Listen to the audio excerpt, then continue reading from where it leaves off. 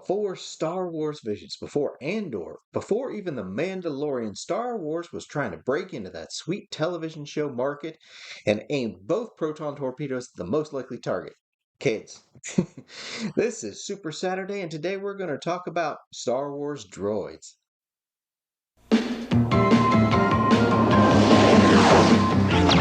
Stepping softly in a danger zone.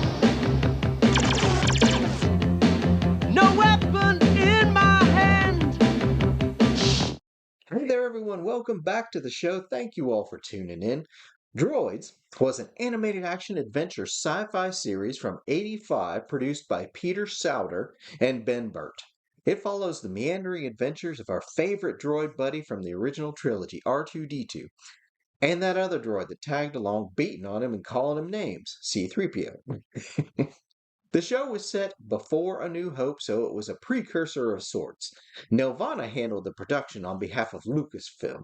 The show was broadcast on ABC from September 7th of '85 to June 7th of '86, just about 9 months of airtime. It would also have a sister series in Ewoks, but we're just zoning in on droids today. The show's debut was part of a fitness special of all things, hosted by the boss himself, no, not Springsteen, Tony Danza. Danza performed alongside live-action versions of the droids as well. Running only one season with 13 episodes, it was concluded in '86 with an hour-long special. As a bit of trivia, Stuart Copeland of the band The Police performed the theme song In Trouble Again. Also, as another bit of trivia, as some of you may already know, the show featured Boba Fett, but also IG-88 as well. The premise of the show was the droids facing off against all manner of dangerous folks throughout a galaxy far, far away. During these adventures, the droids found themselves in the service of various masters, which, if you take the end of the Revenge of the Sith into consideration, this creates a continuity error. See, as many as you probably know, at the end of the Revenge of the Sith, Bail Organa places the droids under the care of Captain Antilles. This is a nod to a line from C-3PO in A New Hope, that their previous master was Captain Antilles. But how can this be if the droids are gallivanting across the universe in service of various other masters? Well, there was a slick solution to this in an article previously featured on StarWars.com called The Droids Reanimated Part 1. See, in that, they state the droids were simply separated from Captain Antilles for a time, then reunited. As the article has vanished, or is at least very difficult to find, it again illustrates my reiterative point. Get your physical media. All this digital stuff, it just vanishes after a while. But I digress. Produced by beloved Nelvana, the series was animated by a Korean studio, Hano Hong Company. I hope I pronounced that right. Based out of Seoul. The company had just been founded back in '84, so they were a relative newcomer when they animated this one. Anywho, the show has essentially three arcs, showcasing the three masters the droids find themselves in the service of. The first arc could be categorized as the Trigon 1. The 4 episodes comprising the arc were written almost entirely by Peter Sauter, with Richard Beeban coming in on episode 3 and Stephen Wright helping out on episode 4. Ken Stevenson and Raymond Jeffalis direct all 4 of the episodes. I hope I pronounced that last name right. The story follows the droids as they get embroiled in a conflict between the Fromm gang and a plucky band of rebels led by Kea Maul.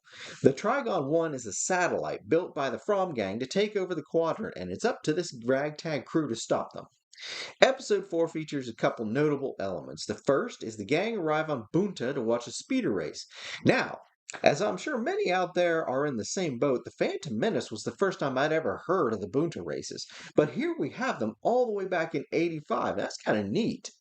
Secondly, we get to see Jabba and Boba Fett as they feature prominently within this episode. Sadly, once the gang have won and are riding off into the sunset, they're offered a cushy corporate job and have to jettison the droids to take it. Man, droids before credits, I always say. But moving on then. The second arc is comprised of 5 episodes, all penned by Peter Sauter again, and Joe Johnston helping out on episode 9, and all of them being directed by the same duo of Stevenson and Jaffalis. This is the Mon Jalpa arc, with a new crew of plucky adventurers and shenanigans to get into. I won't spoil the whole thing, but I will say that a certain bounty hunter droid that may or may not be called IG-88 may or may not have featured prominently in episode 6. Once again, however, the droids are left adrift as their master accepts a job working for the man, this time when Jan accepts entry into the Imperial Space Academy. So if you're keeping track at home, the droids have been tossed aside first for corporate credits and now for the Empire. Rude.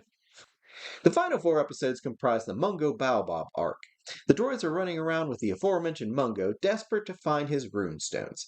Ben Burtt pens all these stories with various folks assisting with teleplay. Episode 10's teleplay was by someone you may recognize, Michael Reeves. Episode 11 is by Gordon Kent, with Peter Souter making a return. Episode 12's teleplay was by Sharman Divano. And the final episode's teleplay features a name that made my jaw go slack when I saw it, none other than legendary Paul Dini himself. All episodes were again directed by Stevenson and Jeffless. In a surprise twist, episode 13 ends with the droids still with Mungo, serving a curveball right before the hour-long special to conclude the series. This episode, penned by Ben Burtt and directed by Clive A. Smith, is titled The Great Heap, and is probably instantly recognizable to anyone who's heard of the show.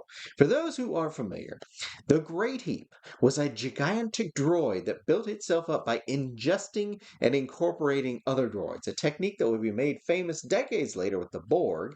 It was new at the time, and may have scarred the fragile psyche of a 9-year-old boy in rural West Virginia, maybe. Series concluded, Kenner attempted to keep the torch alive with a toy line, but ran only 12 figures before the plug was pulled due to waning interest in Star Wars. There were, however, some children's storybooks produced from the series along with a computer game. However, back in 2021, the toy line was revisited, giving us the droids and Boba Fett, along with some of those gigantic Black Series figures that I absolutely do not have the shelf room for. Seriously, why do they have to be that big?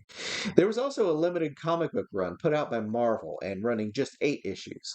Thankfully, the series has been collected on DVD and is extremely cheap to acquire. Even though the series itself is available on Disney Plus, I always say, get your physical media. As far as reception went, the few articles I've found on it are lukewarm and possibly rightly so. This is not a serious series. It's not Andor or Mandalore. This is goofy Saturday morning stuff that we consume before running out into the yard to reenact even better adventures. That being said, it is heartwarming and it is a time capsule into a different age. It's not for everyone, but it's definitely for someone. I myself have watched it actually a couple times over the decades. Rated as it's okay, it's fine. The animation is big, bouncy, and goofy. The stories are full of absurd conveniences and such, but it's also an enjoyable turn brain off, watch cartoon type of thing. So there you have it, folks. 1985's Droids animated series. I do hope y'all enjoyed the show, and I encourage each and every one of y'all to get out there this morning, watch yourself a cartoon of your own. While you're at it, pop in a good movie, read a comic, gather around the table, roll some dice, make some memories. Drink your little water and get some exercise. And as always, have a good one.